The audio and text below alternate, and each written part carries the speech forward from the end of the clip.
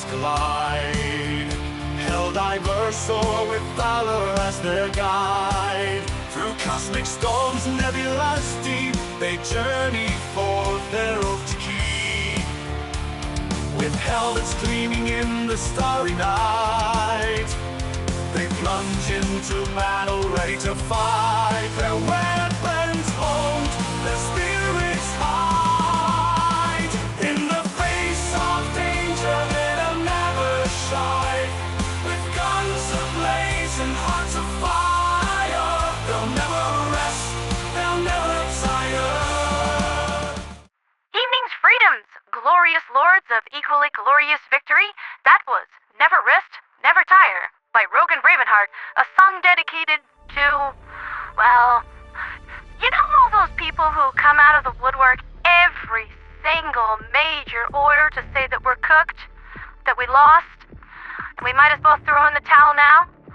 As long as there is breath in our lungs, blood in our bodies, and democracy in our souls, as long as one helldiver stands, screaming their defiance against the oncoming night, it is never over.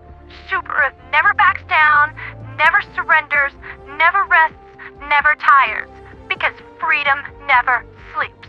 Don't you forget it. But hey, don't take my word for it. Look over at the Talus sector right now. Shallus is going to succeed in a masterful play of defensive warfare, and Imber still stands. Even if we did lose some ground, the bots look like they're going to fail in their intended war goals. Within 24 hours, SEAF will move the titanium off-world and beyond the Collective's reach. Boo-hoo-hoo, how's that feel, Atari? Cry me a river, you bunch of robotic psychopaths. This good fortune isn't a sign that you could let up, though. With 1 day left on the clock, the bots are going to be putting platinum knuckles on their iron knuckles, and I gotta admit, darn it, that's fancy. Ember is almost definitely going to be attacked one more time, so those of you who didn't get enough of a tour on Hellmire with strat jammers and factory striders, it's gonna be your lucky day. As for other likely candidates for attack, it could be anywhere. Schultz could be next, sorry Roy, as could Chlorel with the bots attempting to surround us. Joke's on them. When Helldivers are surrounded, that just means they don't get to aim so much. Now, I'm afraid that I have some bad news. I'm sure you all are familiar with the firefight that unfolded on the Mercy recently. I figured the Collective's intended target was me, as I'm cute and adorable, but also very good at my job, and that annoys the heck out of the forces of evil. Turns out, not so much. The bots were fighting to get control of our communications and computer systems, which for a brief time, I'm afraid that they did.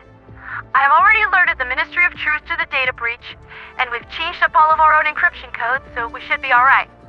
As for what they were really looking for, apparently Wally was interested in behavioral algorithms for Super Earth Super AI.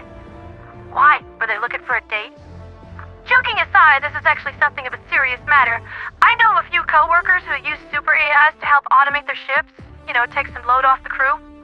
What I'm saying is that if you're one of those super destroyers running a super AI and it starts acting a little funky, first, sorry about that, our bad.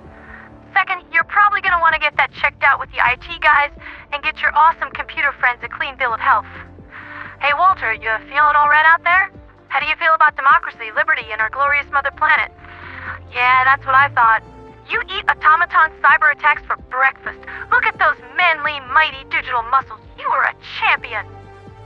We slapped Skynet's paws off the keyboard pretty quick, so I really doubt they got much. It's just something to watch out for. I really doubt anything will come from this. I do have one other glorious piece of news tonight, and I sure am saying glorious a lot. But yes, President Pilastet emerged from his glorious work studio today to make an equally glorious statement. Okay, I'll stop now. It's not as funny when I'm doing it on purpose. Back on topic, I'll be helping to sponsor a segment called The Countdown to Freedom, in conjunction with President Pilastet's announcements every night until the 17th, where I will recap patch notes first thing in the morning. Tonight's glean at Glorious Futures is that a new experimental recipe for flamethrower fuel has been discovered utilizing leftovers from the E710 refinement process to burn hotter and will reliably melt right through armor. Seriously, this stuff is no joke. It burns nearly as hot as the surface of That's a spicy meatball with a 33% total increase to damage output at bare minimum. Early laboratory tests proved extremely promising, and experiments conducted on captive chargers, impalers, and biotitans have shown a terminal result when exposed to the new fuel mixture. The best kind of result. Furthermore, federal scientists tested the fuel on recovered Hulk armor, and in conjunction with what they have learned about them through the standard construction template data, it melted right through.